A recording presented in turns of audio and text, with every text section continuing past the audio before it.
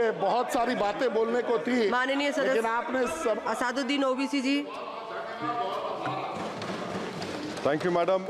Madam, a direct connection can be drawn between the policies of the government and the continuing educational backwardness of Muslims.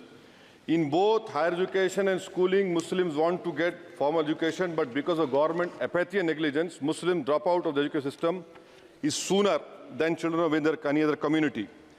The government UDIC data, Madam, covers school education, says that Muslim student representation gradually declines from class 6 onwards and reaching its lowest in class 11 and 12. Enrollment percentage of Muslims dropped from 14.42% upper primary, class 6-8 to 10.76% higher education, class 11 and 12. Only 76.37% of Muslim students continue after elementary education as compared to the national average of 81.26. Madam, 28 states have gross GR of 80% for primary education, but only 12 states achieve 80% secondary level. This shows a clear systemic bias against Muslims. Muslim children do not have means to cross beyond primary education, but the government has limited pre-matric and post-matric scholarship class and above. I want to know from the Modi government that does the Muslims of this country have a fundamental right to education under Article 21A or not? Or do you want to make the Muslims, 17 crore Muslim second-class citizens status permanent? Madam, there are 1.7 lakh fewer Muslims pursuing higher education. That was not the case till 2021. You unleashed your ideology on the biggest minority, and you see that 1.7 lakh fewer Muslims are pursuing higher education today. And I want to give them some bad news and good news for the nation. Those who say that we Muslims don't teach our girls and oppress our women are wrong. I'm quoting data. I can challenge anyone. Muslim girls are enrolled at school level higher than boys. The gender parity index for the rest of the population is 0.93, but for Muslims it is 0.99. The sad fact is that these girls and boys are not prevented from educating themselves because of some evil Muslim men, in inverted commas, but because of crushing poverty and absence of government support. This government education policy talks about universal access to education, ensuring universal literacy in India of 2047. But how can you achieve, sir, if 14% of the population is dropping out of education at primary level? How can you achieve when about 25% rural youths in the age group of 14 to 18 cannot read a class 2 level text fluently in regional language, and while more than half struggle with division 3-digit by 1-digit problems, a skill usually is expected to achieve in class 3 and 4. Madam, over the years, there has been a shift in momentum towards private schools. Government data indicates a decrease in the share of government schools in the elementary category of 87% in 2006 to 62% in 2022. Maybe the Mughals are responsible for this. This means that the government has decided to leave the poorest Indians to for-profit schools and abandon the responsibility on the RT. Madam, for Kendra Vidyalaya, the government has allocated 9,030 crores, Navodaya Vidyalaya 15,800 crores. How is it that you have vacancy of 6,653 in teaching and non-teaching staff? Would you blame Babar for this? I'm sure you'll do that. In Navodaya Vidyalaya, 15,800 crores have been allocated, 4,675 vacancies are there. Sanctioned strength is 34,354. In Navodaya Vidyalaya and Kendra Vidyalaya, it is 56,703.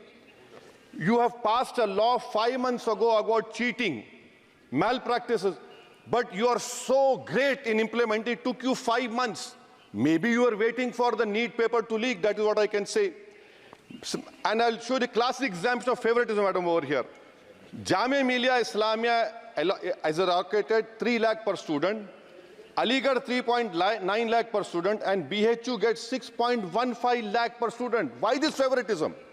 And may I request the Honourable Minister through you, madam, that PM USP 1558 crores have been allocated. Please have some liberal mindedness, so that more Muslim students can get this. Your HIFA scheme, madam, HIFA scheme, 39,720 crores have been sanctioned for 103 institutions. 22 are IITs, 12 are AIMs. These people can pay back money. How can Jamia Millia and AMU pay back money? I don't know who has told you this. And more important, madam, 29% of graduates and above in India are unemployed. And half of them do low-skilled jobs. This is for you to understand. And may I come to Jamia Millia, madam? Jamia Millia, you have no permanent vice chancellor. Why is it that a registrar is not even qualified to hold that post? Why is it that a standing council is running the Jamia Millia? And please inquire that why 438 crores have been given HIFA, whether competent construction companies have been given or someone has been given on the basis of favoritism. How is it, sir, that the present status of 100 years old Jamia Teachers Association, their office has been sealed, their body has been dissolved, there is no funds to run the university, to pay outsourcing staff, to build for building maintenance, no research grant? I demand that registrar and the standing council to be immediately removed.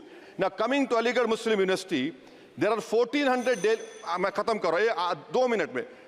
AMU daily wage workers are 1,400, temporary 1,559. Why don't you regularize them? And why are you not giving separate funds, Honorable Minister Garu, to the AMU branch at Murshidabad, in Mallapuram, and in Kishanganj? Do you want it to be closed? Madam, as of July 2023, the share of ST-OBC in senior professors is even lower. I'm giving you figures, madam. In central universities, there are 66.29 general teaching staff. SC, ST-OBC only 30%. NIT 67%. 33% ST-OBC. In IIT, 84.5 general category. SC, ST-OBC 14%. IIM 86.83%. And in general 11%. Who's responsible, sir? You are running the government 10 years. You are running the 10 years. And lastly, madam. Mananiya sir, lastly, NCRT has been given 500 crores. May I dare to say that this government has been distracted with fudging textbooks, teaching propaganda to children. You want me to sit down? You want to sit on record? आप बोलेंगे? जवाब नहीं दे पाओगे, बैठो खामोश तुम. NCRT has removed the reference to Babri Masjid 2002 rights. Why should people not learn from the mistakes of past? Should our children not learn of Gujarat program, massacre of minority Muslims? Those who ignore history mistakes are bound to repeat them. It has made up history argued Indians don't have migrant DNA. Madam, 1 minute, khatam karo. The truth is DNA shows that there are 4 ways of migration in India. Africa, Iran, Southeast Asia, and Astral pasture of the Aryans. There is scientific consensus on this. May I request the Honourable Minister to you, why do you want to hide the killers of Mahatma Gandhi? Do you want to make Godse a freedom fighter? Let the children know who's a Deshbhakt and why are you trying to protect your organization, ideology organization? Madam, in end, I would appeal to the government to fix your priorities. You need to construct more government schools, improve quality of schooling. You need to make active efforts to reduce dropout rate of Muslims. You have a job cut out for you. Do not waste your time.